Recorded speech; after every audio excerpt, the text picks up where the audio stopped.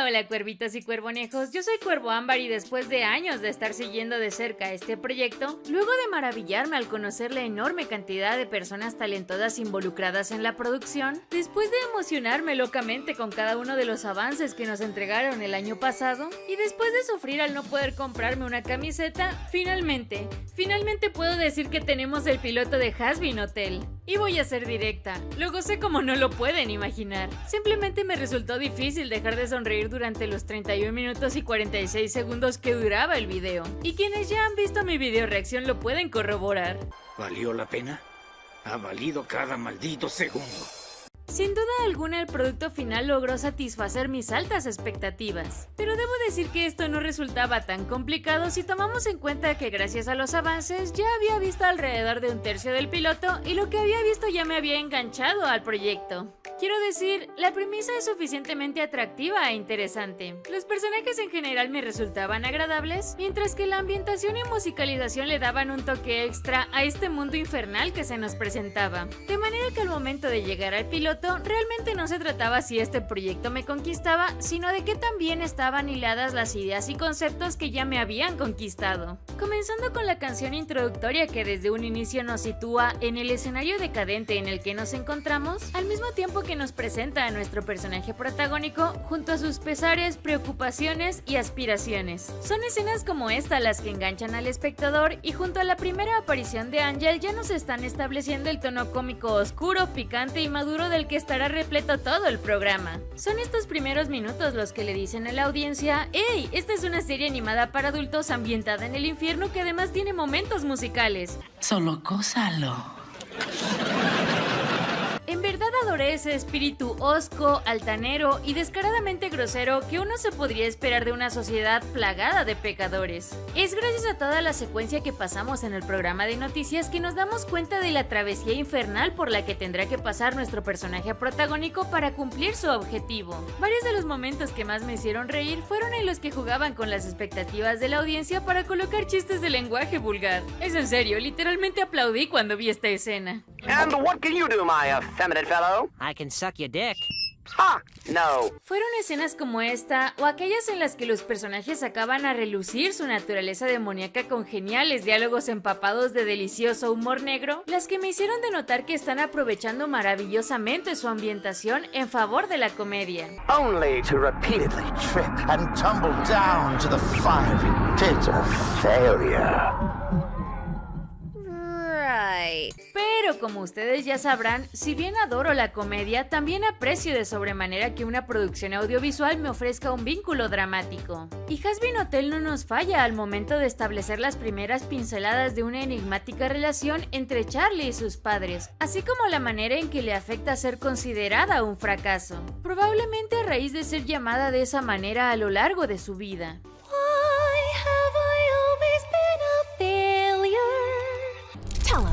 How does it feel to be such a total failure? I don't know what I'm doing. I could really use some advice, Mom.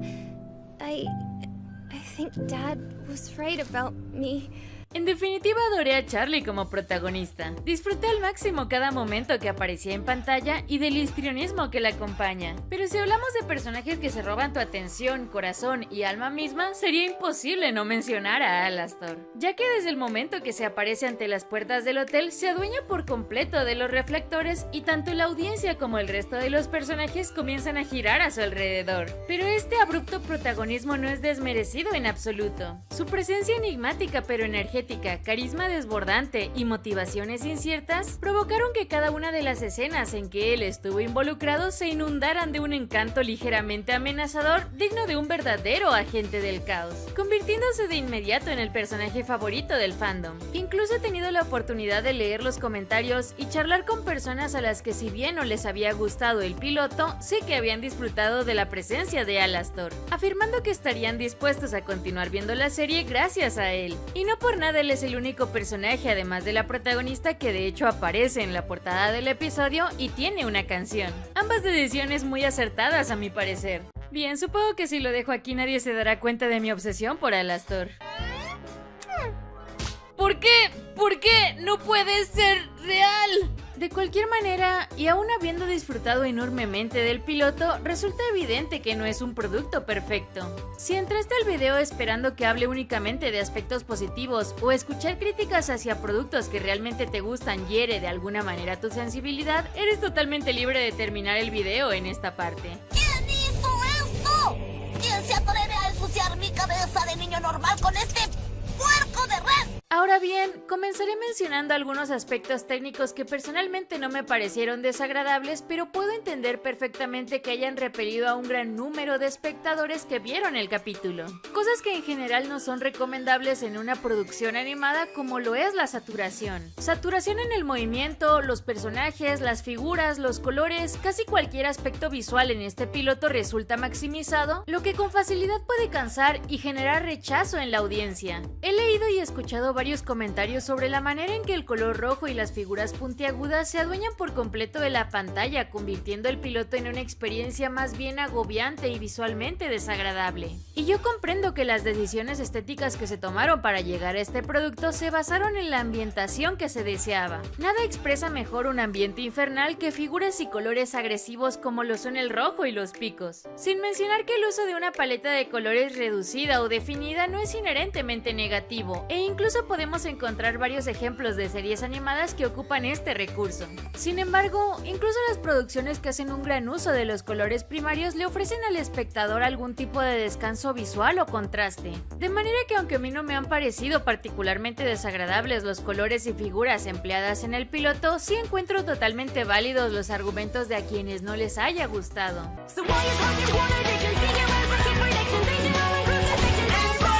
¡Ay! ¡Mis oclayos! ¡No veo nada! Por otra parte, lo que ciertamente noté y en algunas ocasiones me chirrió fueron los errores de continuidad que se dieron en algunos de los cambios de plano. Estos errores son tan comunes en las producciones de live action que por lo general las personas están acostumbradas a ignorarlos, pero en realidad no se dan tan frecuentemente en la animación debido a que hay mucho más control sobre lo que se ve en pantalla, además que los animadores suelen tener más comunicación entre plano y plano. Yo imagino que estos errores se debieron al método de producción del capítulo, ya que hasta donde tengo entendido los animadores han trabajado a distancia, probablemente sin mucha comunicación los unos con los otros, aunque de igual manera es probable que aquí también haya influido la saturación, ya que en general son pocos los momentos en que la cámara se queda quieta en un punto más de 10 segundos, incluyendo las escenas que se supone son el ancla emocional del episodio y cinematográficamente requerían de planos más prolongados. Pero tenemos que hacerla de diferentes ángulos, otra vez y otra vez, y otra vez y otra vez y otra vez.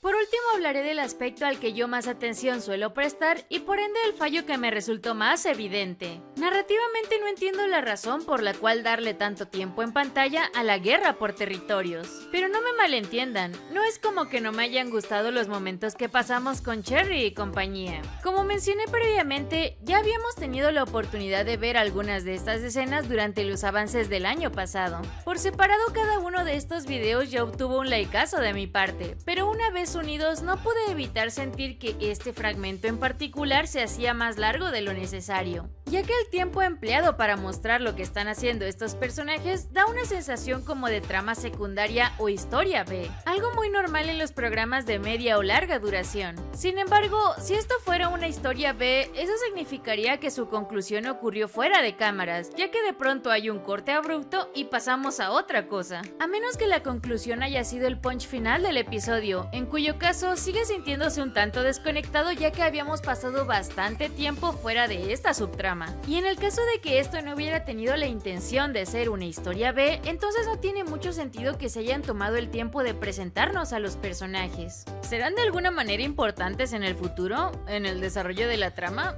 Personalmente veo más probable que Nifty y Oscar tengan más participación que ellos. Pero bueno, sea cual fuera el caso, y con el lamento de mi corazón, probablemente yo hubiera recomendado dejar el fragmento Something Rotten como un clip o cómic adicional apartado del piloto y dejar el tiempo en pantalla para más escenas de Charlie o Alastor. Si es Alastor, mucho mejor.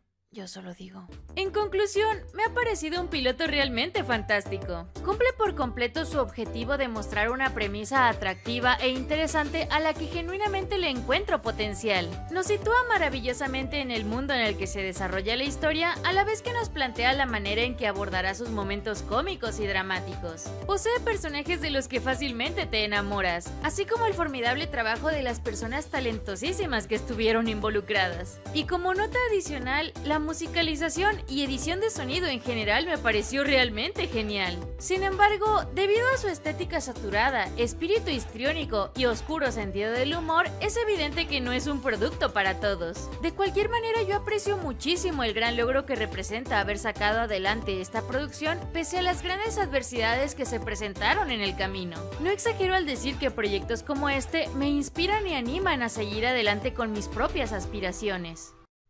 Como sea, dejaré de hablar antes de que esto se haga largo. Y supongo que eso sería todo. Ahora me encantaría conocer tu opinión. Déjame en los comentarios qué tal te ha parecido este piloto. ¿Lo habías esperado por tanto tiempo como yo o recién te vienes enterando de su existencia? Estaré leyendo los comentarios. Y eso sería todo. Suscríbete con confianza, un likeazo vendría bien. Sígueme en mis redes sociales, soy bastante activa en Twitter. Conviértete en Patreon y recibe geniales recompensas. Si compartes no me enojo o simplemente baila, sé que quieres hacerlo. Yo soy Cuervo Ámbar y recuerda... No quiero que un cuervo me pique el alma para siempre. El alma, por favor, eso del alma no existe. Lo inventaron para asustar niños. Pero todas las religiones dicen que hay un alma. ¿Por qué mentirían? ¿Qué ganarían con eso? No los escucho tallar.